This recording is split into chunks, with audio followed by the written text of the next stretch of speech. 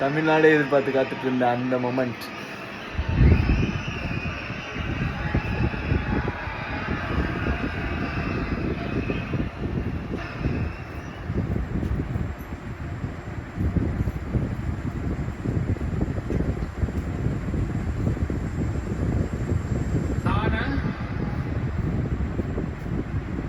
Joseph Vijay எனும் நான்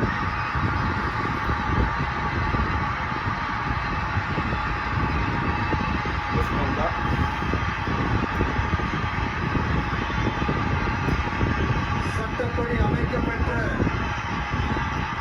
இந்திய அரசியல் அமைப்பின்பால் உண்மையான நம்பிக்கையும் மாறா பற்றும் கொண்டிருப்பேன் என்றும் இந்திய நாட்டின் ஒப்பில்லாத முழு முதல் ஆட்சியையும் ஒருமையையும் நிலை நிறுத்துவேன் என்றும்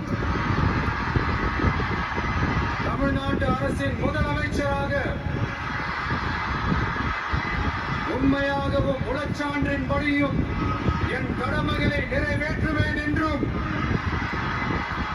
அரசியல் அமைப்பிற்கும் சட்டத்திற்கும் இணங்க அச்சமும் ஒருதலை சார்பும் இன்றி விருப்பு வெறுப்பை விலக்கி பலதரப்பட்ட மக்கள் அனைவருக்கும் நேர்மையானதை செய்வேன் என்றும் ஆண்டவன் மீது ஆணையிட்டு உறுதிமொழிகிறேன்.